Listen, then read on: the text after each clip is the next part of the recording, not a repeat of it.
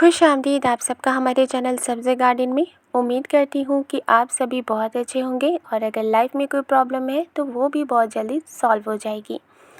आज मैं करने वाली हूँ अपने छोटे से टेरेस गार्डन से हार्वेस्टिंग, और हार्वेस्टिंग की शुरुआत मैं करूँगी साग से। ये चौलाई की भाजी है और ये काफ़ी बड़ी हो चुकी है और इसमें लाल साग और हरा साग दोनों लगा हुआ है। इस पेटी में मैंने सिर्फ किचन वेस्ट डाला था और ऊपर से मिट्टी की एक पतली सी लेयर मैंने डाली थी। और उसके बाद इसमें जो साग के बीज होते हैं, जो कि वो बहुत छोटे छोटे होते हैं, काले बीज होते हैं, तो उसे मैंने इसमें स्प्रिंकल कर दिया था, छिड़क दिया था। और अब इसमें से बहुत सारे पौधे निकल आए हैं और वो हार्वेस्टिंग के लायक भी हो चुके हैं। ये जो पौधे हैं वो काफ़ी बड़े भी हो चुके हैं, इसलिए इसे हार्वेस्ट करना भी ज़रूरी है।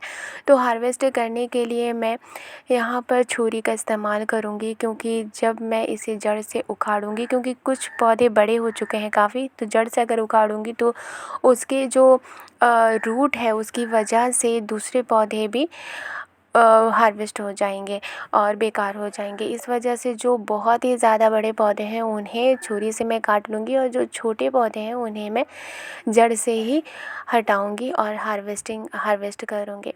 तो चूँकि इसमें बहुत सारे पौधे लगे हुए हैं तो सभी पौधों को तोड़ना तो पॉसिबल नहीं होगा, क्योंकि बाकी पौधों को मैं कहाँ रखूँगी। और अगर फ्रिज में रखती हूँ तो भी बासी हो जाएगा, और अगर मैं पॉट में लगा रहने दूँगी तो ये ताज़ा ही रहेगा। तो टाइम टू टाइम मैं इसे हार्वेस्ट करती रहूँगी। और इसमें कुछ जो पौधे हैं उसमें बीज भी बनना शुरू हो चुके हैं, तो कुछ पौधे को आप बीज के लिए भी रख सकते हैं, और अगर आप उसे हार्वेस्ट करना चाहें तो हार्वेस्ट भी कर सकते हैं।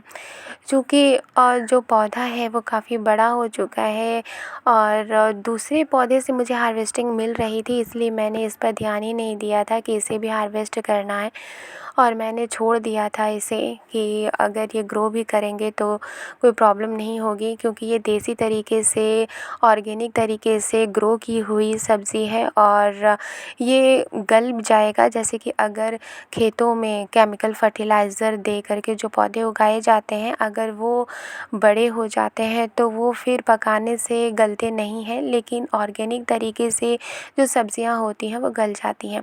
इस पॉट में बस इतना ही किचन वेस्ट डाला हुआ है और मिट्टी डाली हुई है और इसी में ये पौधा इतना ग्रो कर चुका है। और अब हार्वेस्ट करने वाली हूँ मैं पुदीना, और ये जो पुदीना आप देख रहे हैं वो लगी हुई है एक टब में जिसमें नींबू का पौधा लगा हुआ है। इस पौधे में बहुत सारे नींबू आए हुए हैं और इसी में पुदीना लगा हुआ है। पुदीने को आप जितना हार्वेस्ट करेंगे वो उतना ही ग्रो करेगा। इस पॉट से मैंने सभी पुदीने को हार्वेस्ट कर लिया था, लेकिन जड़ होने की वजह से और कंटिन्यू पानी देने की वजह से ये पुदीना फिर से ग्रो हो गया है और इसी में रहने दिया है मैंने, जो कि पुदीने की भी ज़रूरत पड़ती रहती है। तो आज मैं पुदीने को भी हार्वेस्ट करने वाली हूँ। और घर पर उगाई गई जो सब्ज़ियाँ होती हैं, इससे ये फ़ायदा होता है कि आप जब चाहें अपने घर से ताज़ी सब्ज़ियाँ हार्वेस्ट कर सकते हैं और अपने किचन में यूज़ कर सकते हैं। तो इतना मैंने पुदीना हार्वेस्ट किया है और इतना मैंने साग हार्वेस्ट किया है, जो कि हमारे किचन के लिए काफ़ी है। और मैं टाइम टू टाइम इसी तरह से हार्वेस्टिंग करती रहती हूँ। वीडियो पसंद आई है तो लाइक एंड सब्सक्राइब करना मत भूलिएगा और मेरे चैनल को सपोर्ट करना मत भूलिएगा, क्योंकि आपका सपोर्ट करना ही मुझे मोटिवेट करता है। मिलती हूँ नेक्स्ट गार्डनिंग में। शुक्रिया।